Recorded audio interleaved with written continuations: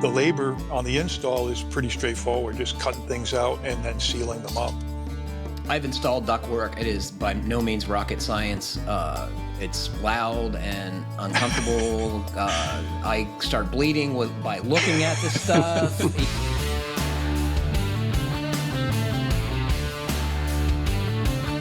Welcome to the Fine Homebuilding Podcast, our weekly discussion of building, remodeling, and design topics aimed at anybody who cares deeply about the craft and science of working on houses. This is Senior Editor Patrick McComb. Today I'm joined by Fine Homebuilding Editorial Director Andrew Zellner. Great pronunciation, Patrick. Thank you.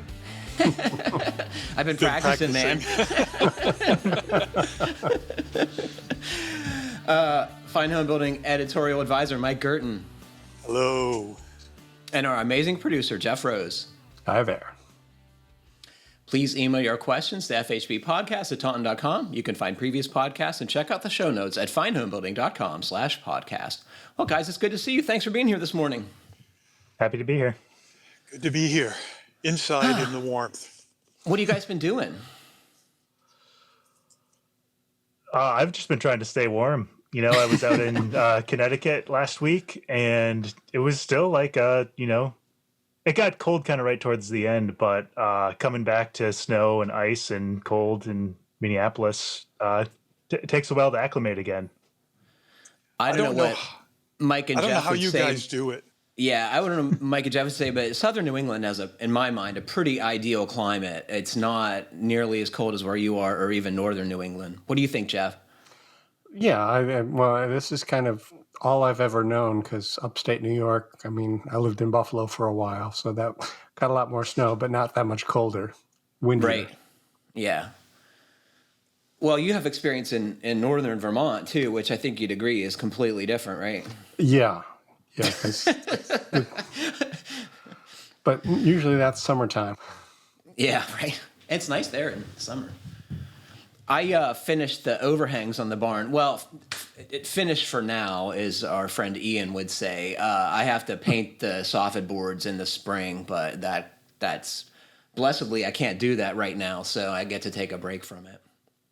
I do really like that phrase "finish for now," and it makes me think a lot. So in the after show, spoiler alert, we're going to be talking about our dreams and goals for the next year, and I've got a fair amount of like finished for now projects that I think we'll be talking about. I think, rightly or wrongly, we're in a position of leadership to say that it's okay to have something finished for now. Stuff often evolves, and often, we don't have the money we need to do things the way we dream about, but, incrementally better is better. Yeah. Do you think folks are overly ambitious in their undertakings, Mike, on their DIY projects, the trades folks I think that a lot of trade folks, they're so caught up in their regular day-to-day work when they take on projects at their own house, they underestimate how long things are actually going to take when you're only chipping at it afternoons and weekends. So, and of course, those projects always end up expanding, at least for me. When you start in on a project and you don't anticipate what's, under a wall, or, you think, well, if I could just cut this corner, but I better do this right. So you never get to that. You never get finished. It's just a never ending thing. I think there's always a mentality of why we're at it. At least that's a mentality I have found myself leaning on more than once. And I think tradespeople do understand sometimes it does make sense to do extra work because it's the right time. Precisely. Jeff, any home projects? You decorating the house with icicle lights? Not with icicle lights, but, decorating and all that stuff. But flying solo right now, so it's kind of difficult to get motivated. Sure. Do you guys enjoy the Christmas decorating? Oh, yeah. So this is our first year with a cat. He's not a kitten. He's 12. But we've been having a lot of conversations around like a Christmas tree and what we should do. And apparently, this cat, because we know the previous owner, respects real Christmas trees and like destroys fake Christmas trees. So, but I've I know heard how he feels. yeah, yeah, I'm right there with him. But I've heard also the other important thing is because cats have a tendency to climb into trees is to like anchor them to the ceiling or to the wall, and that's not something I've ever thought about before. So it's a little fun little Christmas DIY project. I Have you think had it'd be any wise to disasters? screw the tree stand to a piece of plywood too. Ah, that's a good Yeah. one. No disasters yet, other than finding the time to get a tree. It's sort of like if you miss out on that like week after Thanksgiving, the pickings get a little slim, and then you're like, that's kind of a lot of money for this tree that doesn't look all that great, and but I think we'll still do it. Too bad you don't live closer to me. I'd give you as many trees as you want because that's what I spent my weekend doing after our last podcast recording. I was kind of amped up on playing with tools after the after show.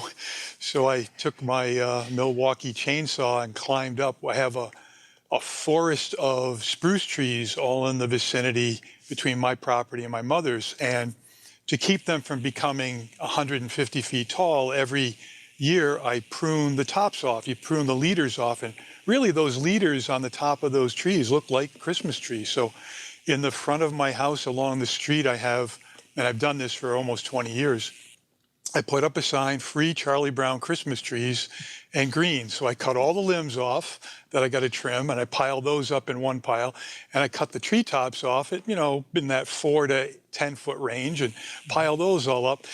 And I don't have to deal with the brush. It just disappears. And I you're get doing a thank you community notes, service. too. Yeah, it's great. That is great. We went to a tree farm on Sunday in the Woodbury end of Southbury, and it was $40, cut your own tree, and they had a little honor box there, and that was kind of fun. Go out there with the family and take some pictures. And What did you bring to cut the tree, Patrick?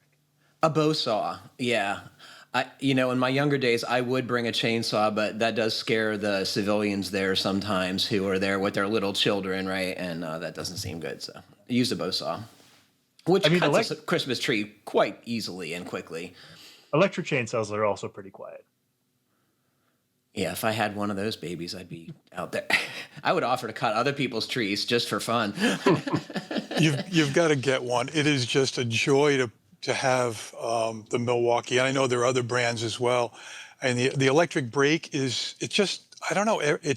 The chain doesn't spin as fast. And when you release the trigger, the chain slows down within a blink of an eye. Unlike a regular chainsaw, if you don't have the idle set right, that chain's spinning all the time. Spinning, and it's dangerous. I think to me anyway, for a limbing saw and small jobs, it seems like a much safer option than even a small gas-powered chainsaw. And it's quiet, and it doesn't stink, and you don't get gas on you and oil. And I got a chance to test them for Fine Homebuilding, and I think Jeff may have edited that video of me processing cordwood into 2-inch slivers for hours on end. But I didn't end up with any of those. But boy, I agree. They're wonderful. Like, it's not, for loggers, but if you're doing normal stuff around the house or dealing with, firewood, it's pretty freaking handy. As always, we heard from our amazing listeners. This comes from Brendan, who observed something that we were talking about before the show. So I'll get right to it. Hello, Pod. Wanted to send you this picture I took while walking the dog around the neighborhood on a recent morning. It was one of those mornings after a heavy frost when you could look up at every roof and see the location of the rafters outlined in the frost. I couldn't believe this building. You can see the outline of the wall framing in the frost / condensation on the exterior wall surface. Rim boards, wall studs, stair stringers, locations of windows that were removed, and rooms with little or no exterior wall insulation.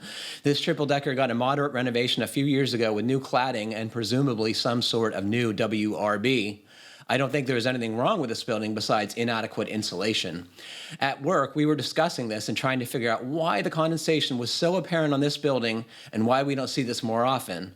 I think it is simply because the building is clad in a smooth, finished lap siding, you would probably just be unable to see this on a rougher siding material. And if the siding had some sort of back ventilation, the condensation would not form, or would form in the hidden ventilation space, because that would be the warmer side, right? Wow, cool, right? This this house shows everything. It's like thermography. It's really a striking picture. I'm curious, how old do you think this house is? Turn of the century? Well, the 20th century, right? Do you think it has plaster walls? Chances are good. Now, Brendan's in Providence, which is only about 15, 20 minutes from where I am. I'm familiar with a lot of the neighborhoods. If he actually put in the neighborhood or the street he was on, I could probably tell you what year it was built, because many of the old three-decker factory homes that were near factories were built in certain chunks of time, be it the 1880s, the 1890s, the 1920s, and so on. And you almost know, having worked on them over the years, how they're all built very similar. Not that they're identically built, but they use similar practices. And I can just smell the horsehair plaster and the wood lath from the dust that we create when we do it. And there have been a lot of energy efficiency programs through Rhode Island over the last 40 years that have aided people in having, or either covered the full cost or partial cost of blowing in insulation. And I imagine this house had some of that done. Otherwise, we probably see that condensation everywhere.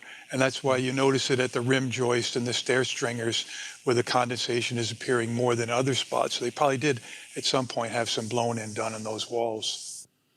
I couldn't figure out at first what the diagonal framing elements were, but then Brendan clued us in that it was the stair stringers, right? And I was like, Yep, the tiny of course, windows. yeah. He probably puzzled on that for a little while, but it was a good tip there. So I recently purchased a thermal camera and have been, digging into my house on the inside. And one of the things that struck me, so when I remodeled my kitchen, I, went down to the studs and I insulated and did a smart barrier on the inside and then put up drywall. And you can see those studs clear as day in the thermal camera. But when I go around the rest of my house that still has plaster and lath, the wall is sort of one unit. And it made me like dealing with plaster that's like sort of falling apart is a thing in and of itself. And like, it's easier just to tear it down and put up drywall, maybe. But it turned me into a little bit of a plaster preservationist.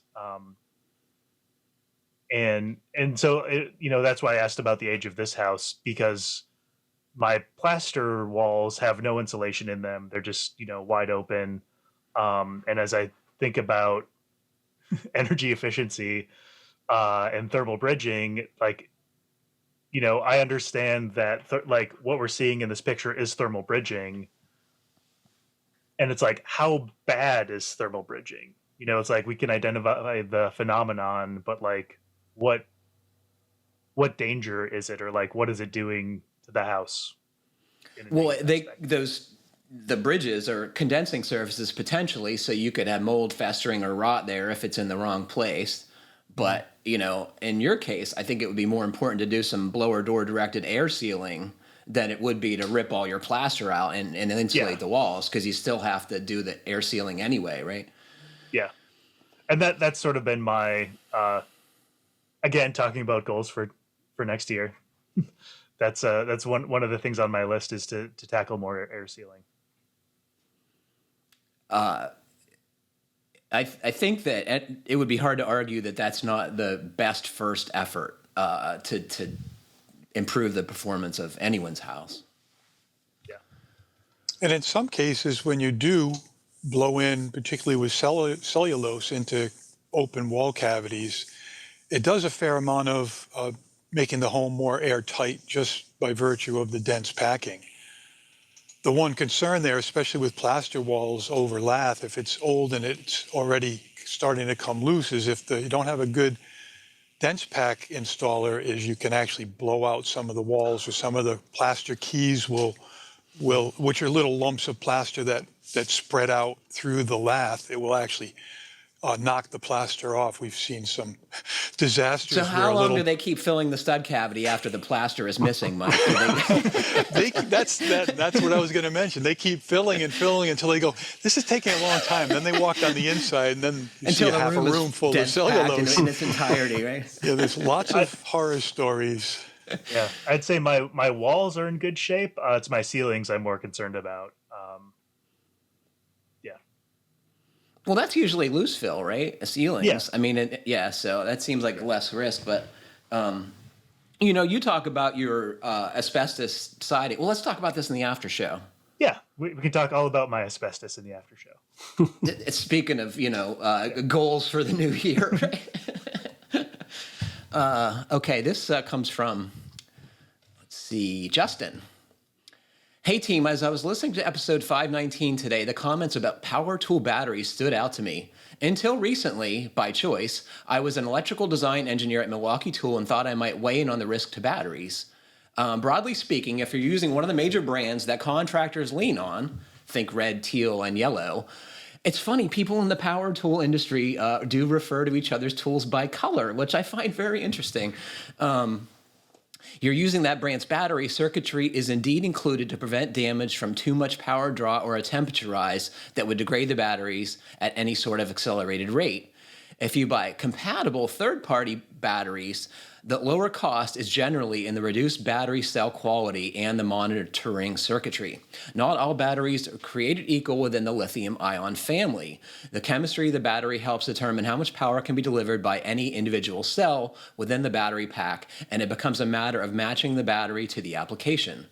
If you try to power an SDS Max rotary hammer with a compact battery of any brand, mind you, you will get disappointing, possibly damaging results.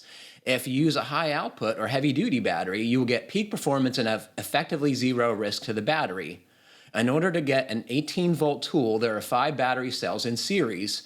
In the compact batteries, usually the 1.5, 2, and 3 amp-hour sizes, there is a single string of cells to deliver around 20 to 30 amps of DC current. When you step up to a 4.0 amp-hour battery pack, you may get multiple sets of battery cells that join forces to push out a lot more amps in peak demand, reducing degradation and improving performance. With modern batteries, peak current levels of 120 plus amps on 18 volts is possible with high output heavy duty batteries. This is beyond the wattage of a 15 amp plug-in circuit, at least for whatever amount of time the limited bucket of energy a battery has.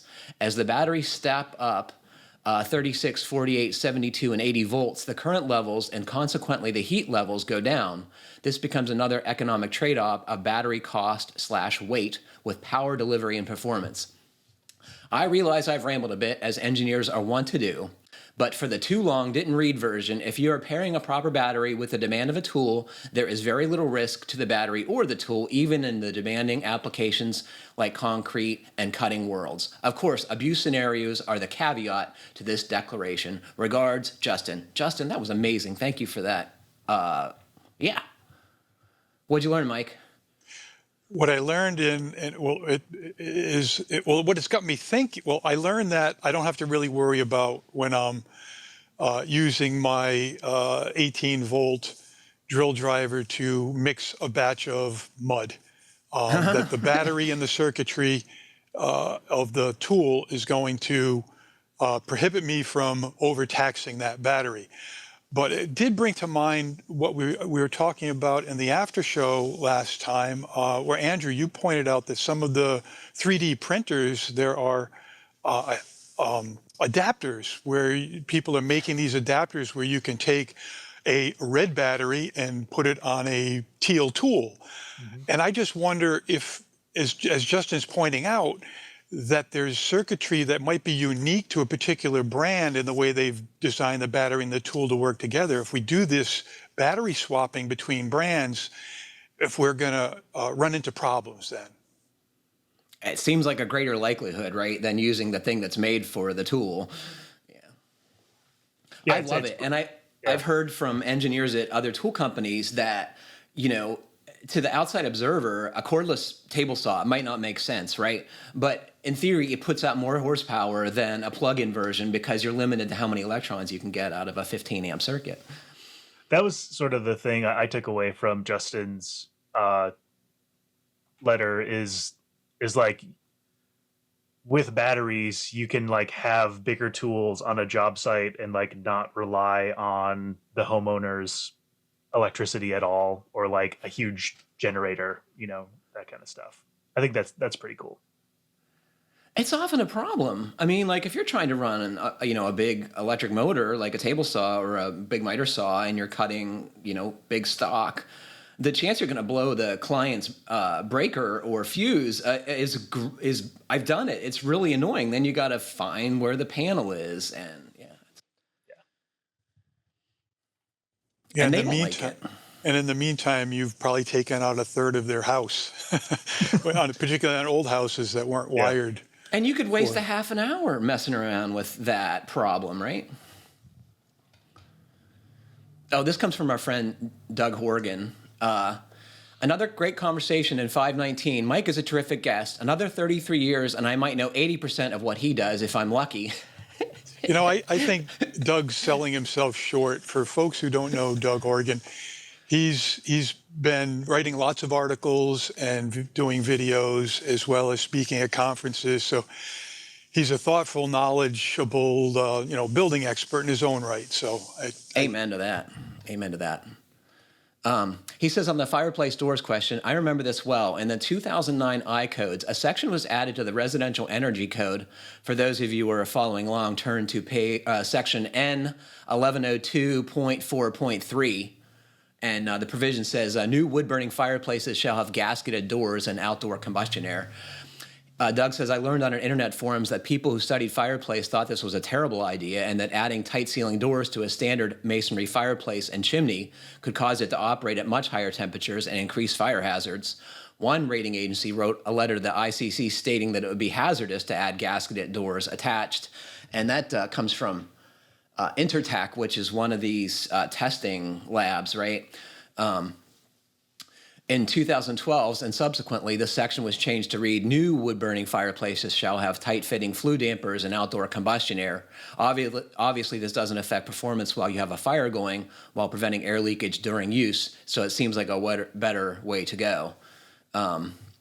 You guys also discussed installing solar. I put up my panels in 2003 with the help of an electrician to do some of the connections in the house. It was one of the simpler projects I've done. The hardware is straightforward, the components are easy to handle, including the panels, which don't weigh very much. Most of the wiring, especially on the roof, is plug connections, and it was all in all very straightforward. Getting all the parts you need and ensuring they're the right ones does require expertise, but the parts for mine all came from a distributor in one truck. I had worked with a local solar installer at the time, and they specified all the stuff, but I would guess that there are companies who can do this for you.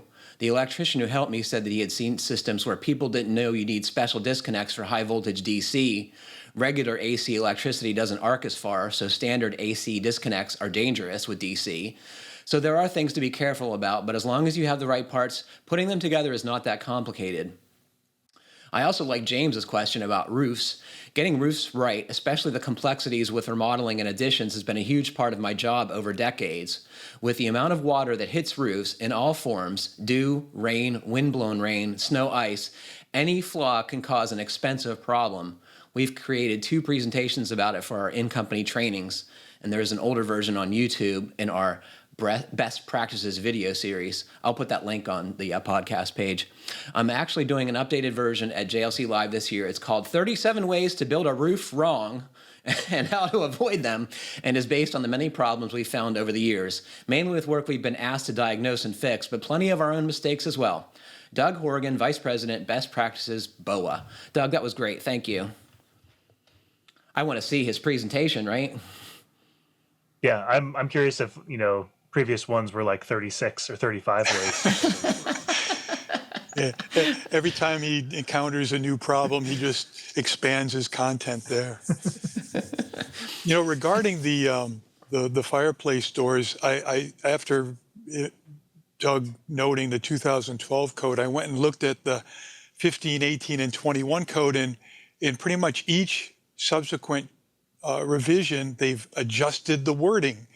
And right now what it says is tight-fitting flue dampers or doors and outdoor combustion air. So I think there's a lot of people looking at that and revisiting it because of the issues that Doug pointed out that he read about. So the code folks, are always updating these little things that sort of drive contractors nuts, because you make this little change and you don't notice it, and then all of a sudden it becomes an issue when a code official picks up on something. I don't think you should be putting fireplaces in a modern airtight house, honestly, to begin with. I mean, unless you have to open the window to burn a fire. Does that make sense? I don't know. Nice to look at. Mike, you did a solar panel project in the last year or two? I had them installed on my garage this past spring. Yeah. Did it strike you as a simple project? Oh yeah, I've many of my friends, builder friends, remodeler friends, have done it themselves, and you can buy the racking system parts, off the shelf. You can buy the modules, and then the electrical connections, like Doug pointed out. It's as long as you got an electrician who really understands the electric code and is familiar with the installs. It's a half a day or a day of running conduit and the disconnects and things like that. It's not a big deal. One of the issues that because I looked into buying the modules and doing it myself, but I can't buy at the volume that these larger companies can. And with the discounts that they're getting, and I figured out the marginal upcharge that they're putting on there, and for my labor and getting an electrician, I don't think I could have done it that much cheaper and save that much money.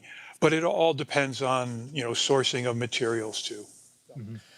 I hate to say it this way, but those installs have become commoditized, right? This is it's how you make money is selling more solar systems, not like custom remodeling like many of our listeners, right? It's not a service business. It's utility work, I would say. And it's it's good for the consumer as prices come down for this. It's heartening to hear that if you couldn't afford installation, or you were in a place where it would be difficult to get, that you can do it. I think that's pretty awesome. But the prices I've seen are so low, and they typically offer financing. The big solar companies, so it's I think it would be hard to beat a professional install in that regard. And one of the things that it's hard to account for is all of the paperwork that they end up going through. They have to interface between the local building department and then the utility if it's going to be grid tied.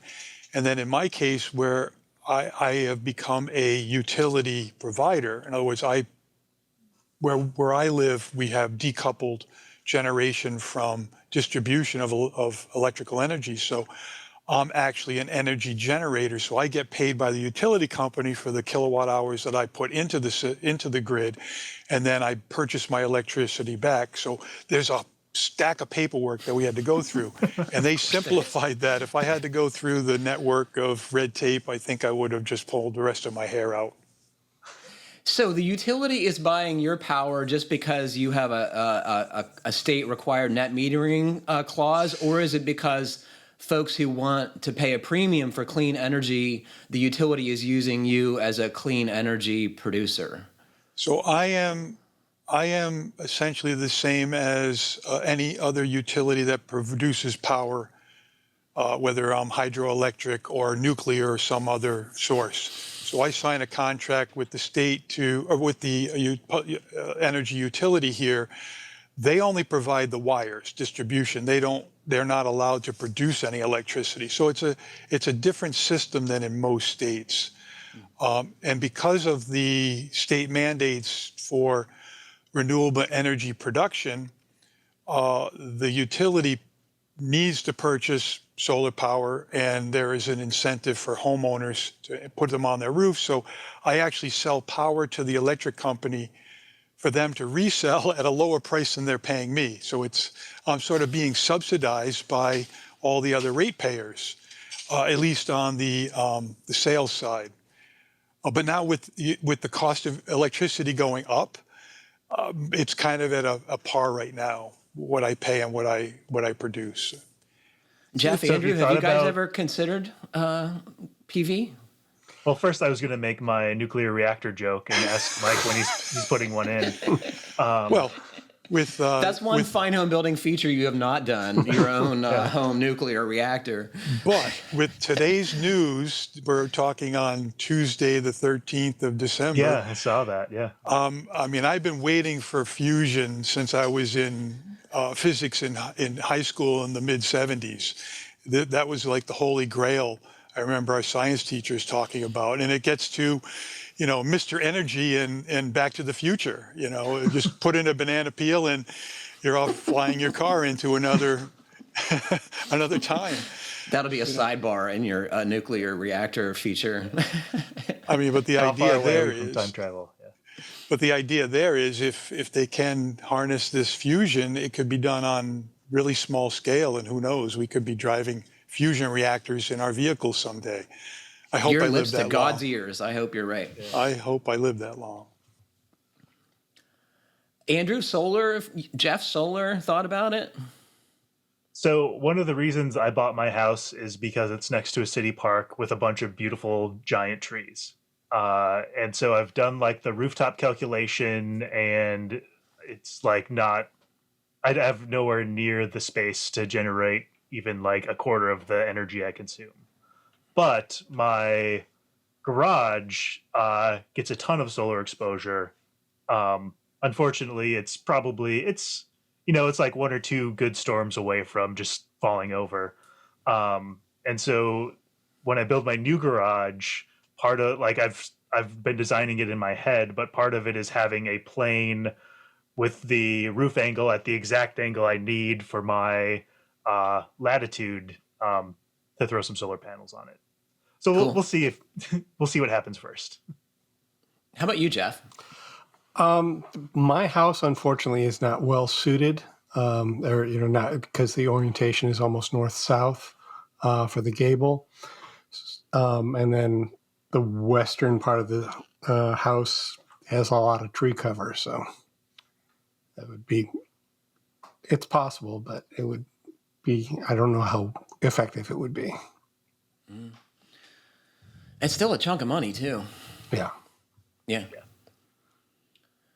Oh boy. So Jeff in New Hampshire has a series of questions about a new build he's planning, and I think they're all good questions, so I'm going to try and hit as many as we can. Hi, FHB Gurus. First of all, the podcast keeps getting better and better. I love the rotation of super qualified and interesting contributors. Keep it up. This spring, I am fulfilling a dream that I'm sure many of your listeners have, to build a home from scratch and take 6 to 9 months off work to do as much as I can myself. I'm obviously hiring out the dirt work, utility work, and a crew to help me frame the shell and get it dried in. I obviously have a million questions and would love to hear you riff on any or all of my ideas. I have an ambitiously low budget, so I'm keeping it as simple as possible without creating a boring vinyl box. So I'm starting with a boring vinyl box. Simple rectangular 2-story with a 9-pitch truss roof, black asphalt shingles, about 2,000 square foot, 28 by 36 with a walkout basement that will have a 2-under garage and a big mudroom. White vinyl siding with black vinyl windows with integral J-channel. A farmer's porch will hopefully dress up the exterior to create a modern farmhouse look that my wife likes. I'm planning to use zip sheathing and air seal properly. I will hire out dense pack for the walls, spray foam the sill boxes, and loose fill the attic with 1-foot raised heel trusses and create an airtight drywall ceiling below. Questions. Do you think there will be any issues with insulation in climate zone 6? He doesn't give us how he's going to frame the walls. I think we could assume in New Hampshire it's 2x6, and he's keeping costs down, so I don't think he's going to be doing any double stud wall stuff. But we could talk about those things if we want to. So if he does just plain 2x6s right now with the 2021 code, and I don't know what code New Hampshire's following, but he's going to end up if he meets the energy code portion of the IRC for that climate zone, he's going to need R20 cavity insulation plus R5 of continuous insulation, which is a good thing. You're going to have a thermal break there. Just break all the bridging. So presuming he's meeting those standards,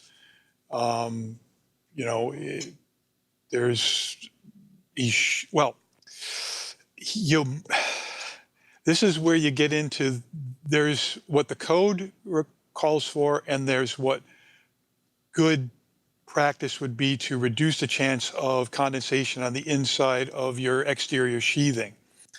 R5 may not be enough continuous insulation to prevent condensation on the inside of the sheathing, exterior wall sheathing, with only with R20 cavity insulation or R21. And if So that's you something to do look go at. with the 5 minimum, you need to be more cognizant of your vapor control strategy on the interior, right? That's the caveat. Yes. If you put more exterior insulation, you have a more robust assembly that doesn't have a dependency on a vapor retarder, right? Class 2. So that gets to the next question too. Yeah.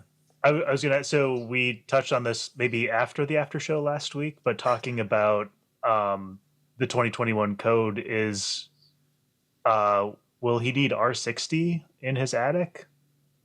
And is a 1 foot raised heel enough to get to that R60? So I asked this question. I just before the podcast, I was in a training that an energy consultant was doing about the 21 code, and so R60 would be the code minimum for the attic floor, but you are allowed, just as we are in other versions of the code, where the roof rafters or the trusses get kind of shallow between the underside of the roof sheathing and the top plate, you are allowed, I forget if it's 25% of the area could have a reduced cavity insulation down to R48, which he could theoretically get with a 1 foot raised heel. Ideally, for the up cost, to go with a taller raised heel, it's money well spent. Go with 18 inches or 2 feet, get that full R60 right to the exterior wall. There might be an aesthetic consideration with making this very deep truss, right? But that could be. We're talking about a vinyl box, right? I maintain that a vinyl box cannot look ugly. It can look simple, but it doesn't have to be ugly. People are going to write in about that too. The insulation contractor puts poly on the interior side of the blown-in-place insulation on top of the mesh. Is this normal, safe? Should I have him leave it off or use a smart vapor barrier? I would say the smart vapor barrier is the most resilient assembly. Canadians have used poly as an air barrier for decades now and know how to do it. Does your insulation contractor know how to do that? I don't know. I would want something more forgiving. Me too. Absolutely. Yep. His third question. Traditional framing would require LVL beams and 2x12 floor joists to span the 28-foot width. Floor trusses cost about $5,000 per floor. Would that be a smart use of budget? TJI's I-joists would be a little cheaper but have more bounce. Traditional framing would probably $3,000 after beams, hardware, and footers are factored in. I'm going to weigh in here, guys, and let you take it from there. But so I guess it depends on how much time you have, right? I love conventional framing. It does have crowning, cupping, cracking, all these things that floor trusses and I-joists generally don't have. I like framing, so that's what I would choose to do. I think floor trusses would be the simplest approach. You could get them clear span. You can run ductwork in there. They're heavier, so are you going to be able to handle those by yourself? I don't know. That's my take. I don't have an answer for this one, you guys. Well, we kind of have to couple it, or I would couple it to the next question we'll get into, which is what he's going to use to heat and cool the house.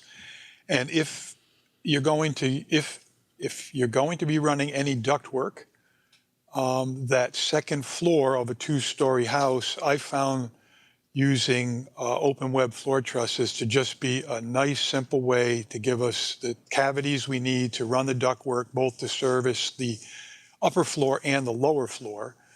And it looks like in this budget, to go from the 2x12s to bump up to the open web floor trusses is only a net increase of $2,000. So this is where you get into those trade-offs. You spend a little money here and you save money and end up with better building performance in another way. So, and the time it's a savings hard of the choice. trusses would be very appealing to me if you're doing a self-build, because like it takes forever. And the other advantage of the clear span, as you pointed to, Patrick, that opens up your whole first floor plan to not have any bearing partitions, which you would need if you're going to go with 2x12s. And in fact, it's something that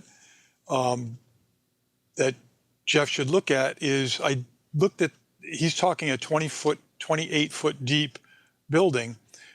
He might be able to get away with 2x8s or 2x10s rather than even going with 2x12s. I was looking at the code for joist span, and it looks like 2x10s would easily, I think 2x10s can go 15.5 or 15.9 or something like that. Loading, is that assuming, Mike, 40 or 50 pounds? That's assuming a 40 live and a 10 dead. So, maybe that works with some tile. I bet it doesn't work with all tile, right? These are all things you have to think about, Oh, right? and bringing up tile, that gets into another issue with open web floor trusses because they're usually placed at 24 on centers. So if you're going with large format floor tile, you may have to either put the trusses closer together or go with a thicker subfloor sheathing. There are so many dynamics to figuring out the budget in where you're going to, shave a little here, shave a little there to save money, but then box yourself out of your other choices. Options, yeah. I'm planning to use Mr. Cool DIY mini splits, one 5-zone unit and one single zone unit I have left over from another project. Mr. Cool now has forced air systems that look appealing because I could run registers to each room, especially easy if I have floor trusses. I've never run ducts before. Bad idea? Can I piggyback an ERV on the system? Well, folks who specialize in ventilation systems say you should not do that, but people do it. I don't know. Mini splits, they're awesome. Good luck if they break. I don't know that folks are widely available to fix those when they don't work, especially if they're not dealer installed. If you've installed your own mini split system, I'm guessing that your average service tech is going to be less likely to be thrilled about helping you than versus something they installed, right? And I think, too, the trade-off of buying these yourself and installing them yourself versus having a professional install them, inspect them. I think especially like the specking and design of this system is money well spent. And if you're doing that, it's probably not that much more expensive to have it commissioned by a pro. And then, yeah, you get some warranty stuff and some service if you need it. I think the multi-head mini split systems are notorious for low turn-down ratios, so they are not going to be as efficient as if you have individual indoor and outdoor units or a pair on an outdoor unit. So I would definitely look into that. And I've heard that even when you have one or more of the heads turned off, there is still, owing to the nature of these systems, giving off heat or cool. Because the refrigerant is still circulating throughout the system. So I would spend some money on getting that system professionally designed because it's hard and expensive to fix, and comfort problems are often part of custom home builds because the systems are poorly designed. Yeah, and if you are going to have somebody help you with the system design, it could also help you determine whether or not you go with multi-head systems or with a ducted system. And there, if you're going to have somebody helping you with that, have them design the size of the ducts that are going to be running throughout the house, because it's going to depend on the combination of the air handler that's being installed, as well as each of the loads for each room and so on. And if you have those ducts sized, then to get to his second part of it, or part of his question, that he's never run ducts before, is it a bad idea? Well, you can run your own ductwork if you have somebody else designing it that's done it right. Then you can just go to a sheet metal fabricator, have them knock together all the ducts and the boxes, and then the labor on the install is pretty straightforward, just cutting things out and then sealing them up. I've installed ductwork. It is by no means rocket science.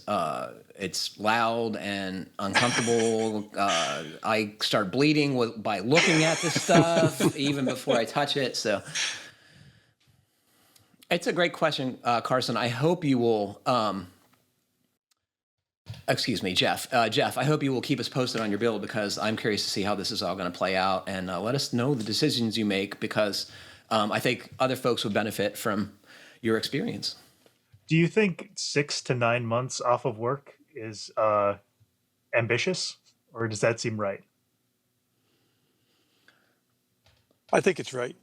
I think it's especially if you have friends to help you. I mean, if it's completely solo, that's kind of going to be a challenge. But if you have some help, I'm jealous. I'm jealous, and I also think about, like, whenever I tackle a project, in my head I think it's going to take a certain amount of time, and then it usually takes sometimes a little bit more and sometimes significantly more. And I could imagine that happening with a whole house build. But friends will keep you on track. And I mean, some days are going to be drudgery, some days are going to be fun. He's got to keep in it for the long game, right? Yeah. Oh, Carson comes to us with an interesting question. Carson from Oregon. I've learned so many things on this show.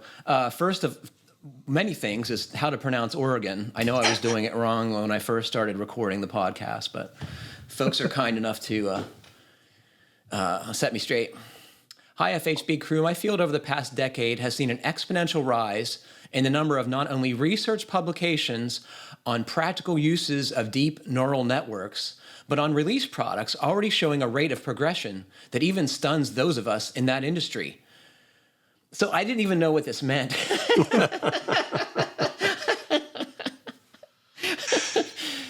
So I had to look it up. So apparently, Carson from Oregon is in artificial intelligence in the computer field.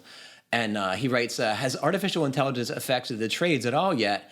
Here are a few building questions thrown at ChatGPT. I had to look up what ChatGPT was, too. ChatGPT is a prototype artificial intelligence chatbot developed by OpenAI that specializes in dialogue. The chatbot is a large language model fine-tuned with both supervised and reinforcement learning techniques. The base model that was fine-tuned was OpenAI's GPT 3.5 language model, an improved version of GPT-3. Well, I'm waiting for GPT-4 because that's clearly going to be better. So Carson has included a number of questions from the chatbot, but I'm first going to share his thoughts on the whole thing. His thoughts on the answers. Obviously, any answers need to be taken with a grain of salt, and errors in building can cost thousands of dollars. But even now, the replies by the machine are impressive, if a bit off.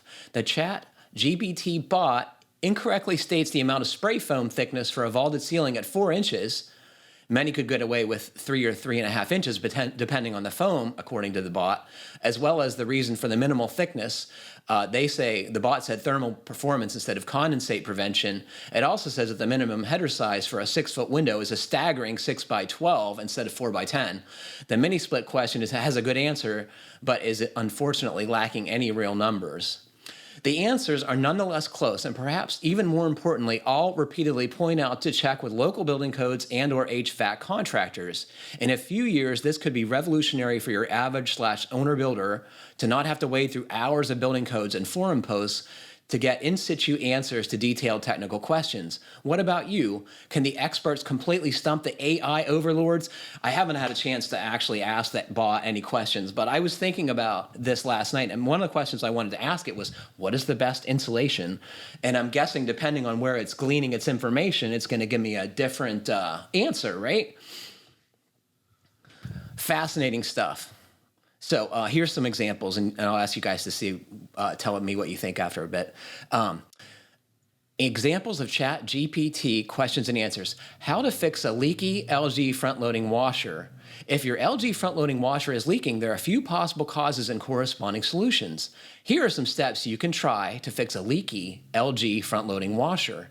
1. Check the door seal. Over time, the rubber seal around the door of your washer can become worn or damaged, which can cause leaks. To check the door seal, remove any excess debris or buildup and inspect it for tears or cracks. If the seal is damaged, it will need to be replaced. 2. Check the drain hose, and it gives, a process for that. And then it says check the water inlet valve and gives a, process for that.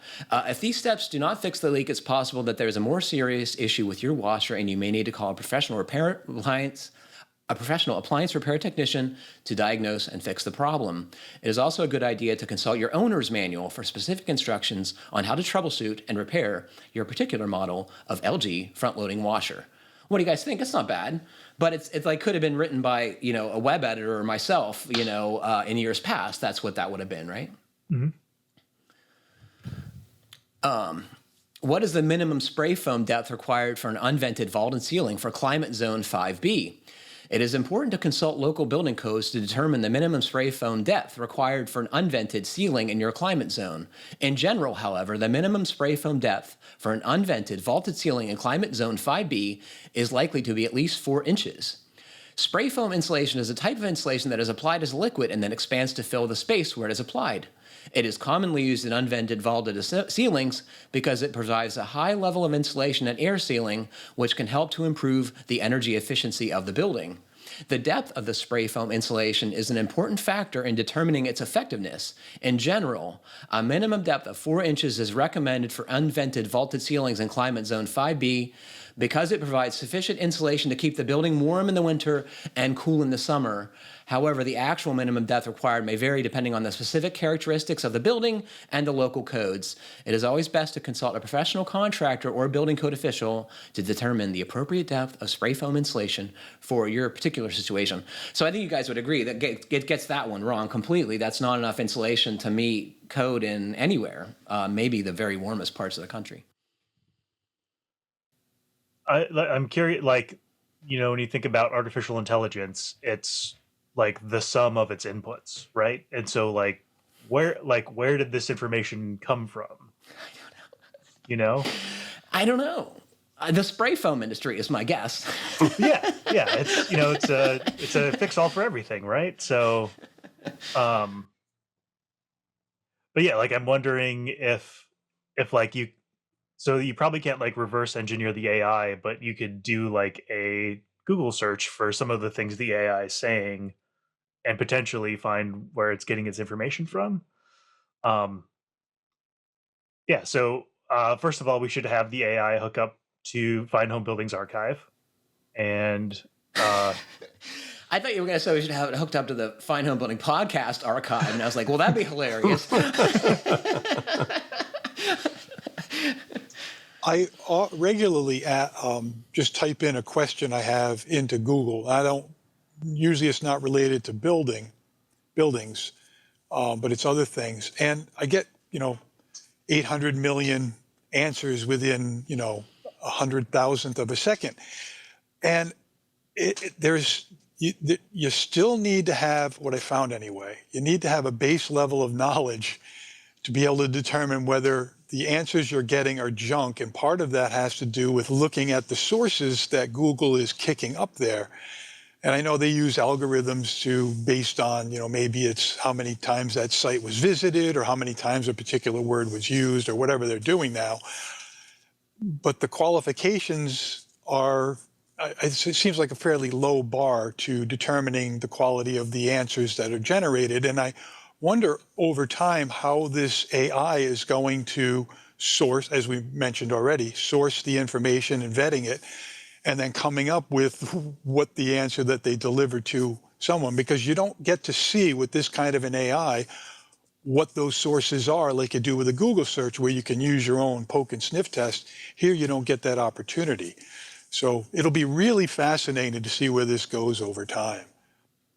Like any technology, this stuff is going to mature, and I'm sure it's going to get better. But it still requires, at least in my limited brain power, someone to vet the information, right? I mean, because if it's just going on what information is out there, there is no guarantee it's correct. I was really surprised at I read the first part of this and then got into the questions, and the LG answer was good. It's sort of like if you've ever dealt with a washing machine before, you would also check those things. Yeah. But if somebody had no idea where to start, it was a good answer. And I was surprised at how good it was. The rest are, it's maybe more specialized information or something. I want to read one more, and our last question is pretty short, so I think we'll have time here. But I thought this answer was pretty interesting too. What is the average runtime cost comparison in climate zone 5 of a mini split compared to a gas-fired furnace? And the answer is, it is difficult to determine the average runtime cost comparison between a mini split and a gas-fired furnace in climate zone 5, as it will depend on a number of factors, such as the size and efficiency of the units, the cost of electricity and natural gas in your area, and your individual usage patterns. A mini split is a type of heating and cooling system that uses an outdoor unit to compress and circulate refrigerant, and one or more indoor units to distribute the cooled or heated air throughout the building. It is generally more energy efficient than a traditional central heating and cooling system, and is well suited to climate zone 5, which experiences cold winters and hot summers.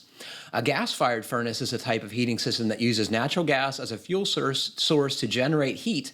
It is typically less expensive to install than a mini-split system, but it may be less energy efficient, particularly in climates with mild winters, such as climate zone 5. In general, a mini-split system is likely to have a higher average runtime cost than a gas-fired furnace in climate zone 5, due to the higher cost of electricity compared to natural gas. However, the actual cost difference will depend on factors such as the size and efficiency of the units, the cost of electricity and natural gas in your area, and your individual usage patterns. It is always best to consult a professional HVAC contractor to determine the most cost-effective heating and cooling solution for your particular situation. So what I took away from this answer is that even AI technology says it depends.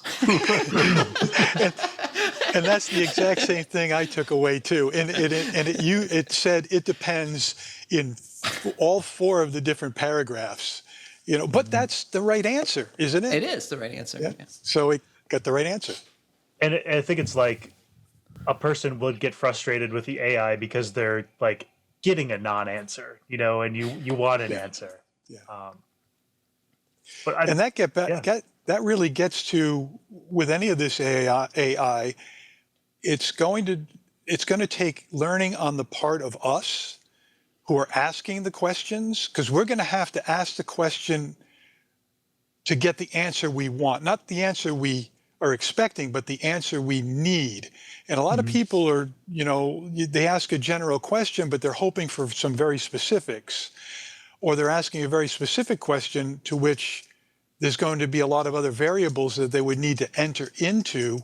In other words, if the person asking this question would have gave the local utility cost for gas, the local utility cost for electric, and then went into the building design and things like that, then the answer could be more accurate. But would the AI then be able to take all of those other ancillary inputs of information and then come up with an answer? Boy, it's going to be fascinating to watch this grow. I can almost guarantee I'm going to spend the bulk of the rest of my time today asking questions to this chat and comparing them to the answers in Fine Homebuilding. Which is the best editor. window manufacturer? These are the things I want to know, because has the industry programmed the AI to say what they want it to say? Boy, if we could influence the AI, we could own the world as far as consumer products in that regard. What's the best window? Well, of course, it's the one who's paying me the most amount of money to give you the answer.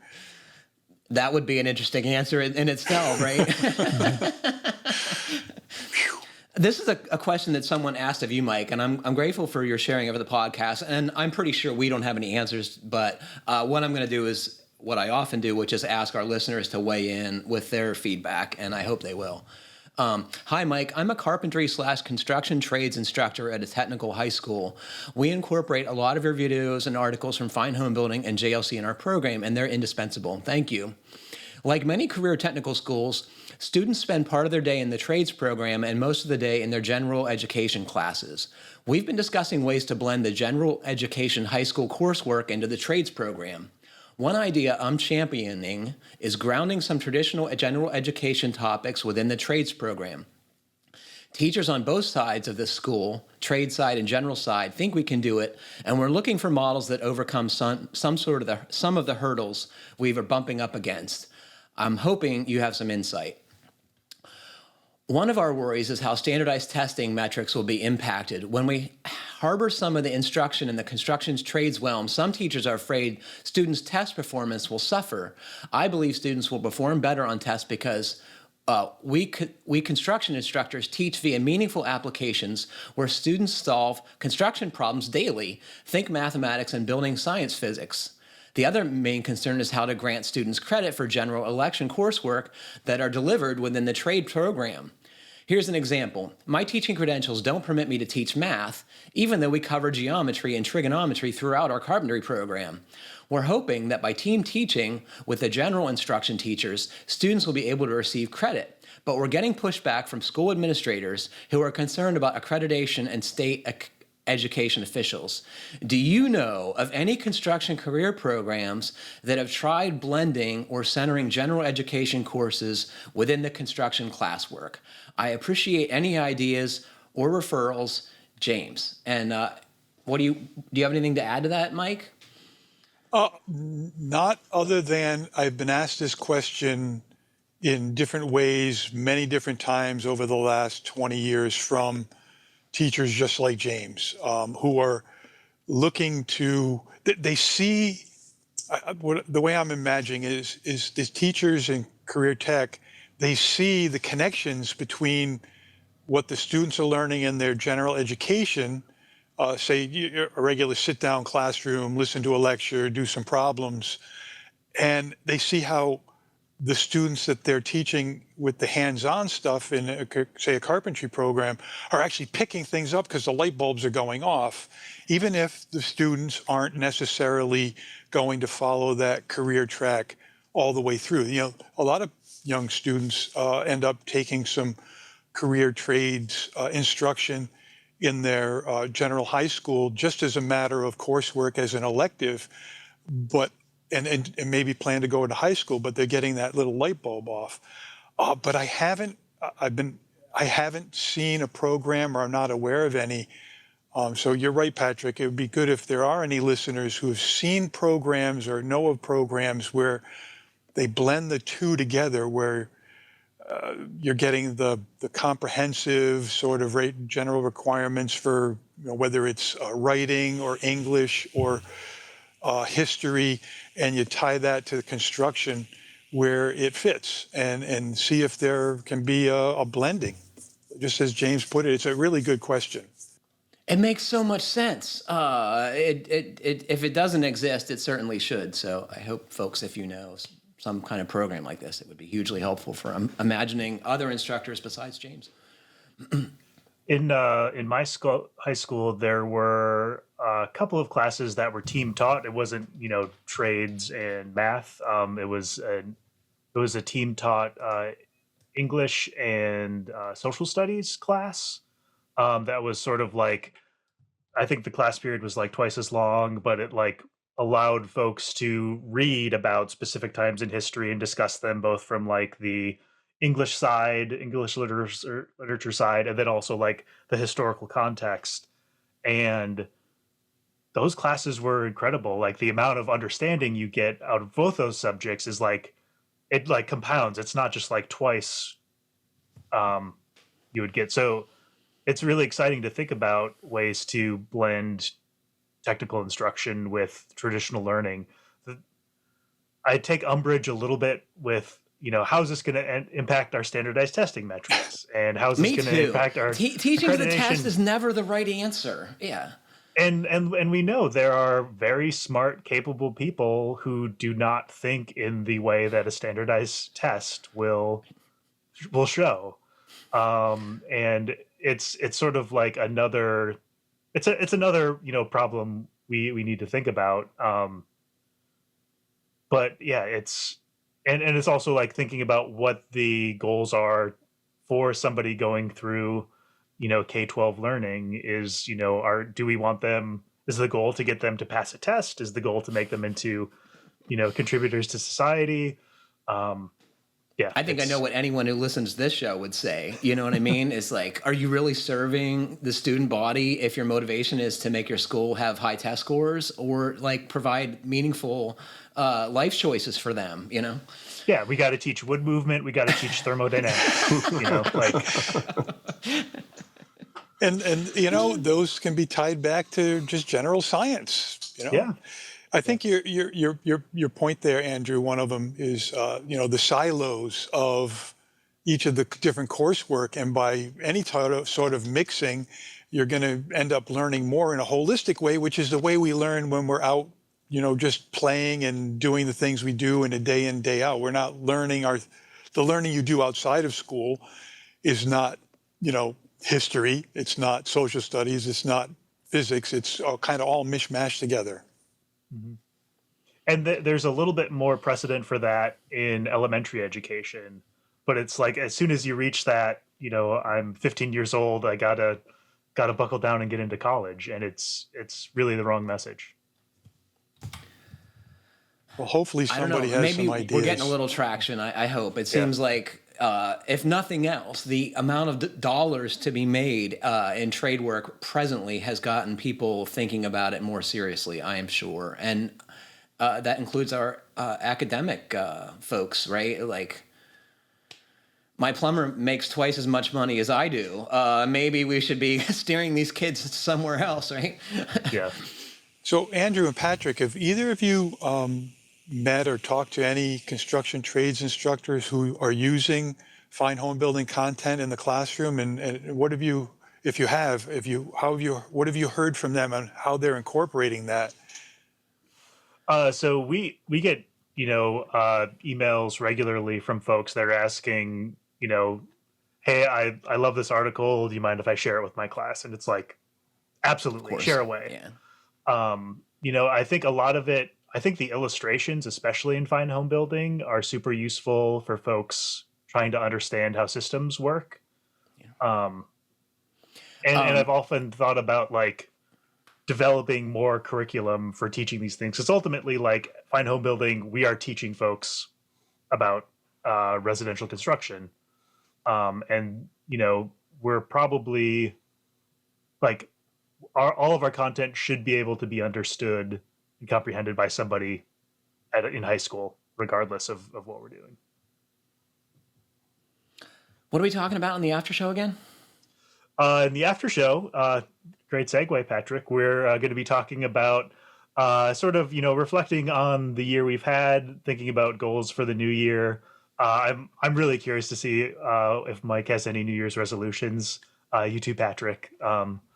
And Jeff, but it's our last show for the year too. So I want to say thank you to everybody for listening, especially our members for supporting us and being part of the after show.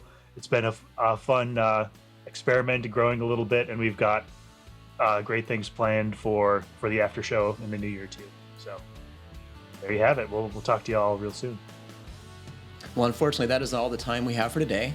Thanks to Andrew, Mike, and Jeff for joining me, and thanks to all of you for listening. Please remember to send us your comments, questions, and suggestions to fhbpodcast@taunton.com, and please like, comment, or review us however you're listening. It helps other folks find our podcast. Stay safe, everybody. Keep craft alive. Thanks very much for listening. Stay in touch, please.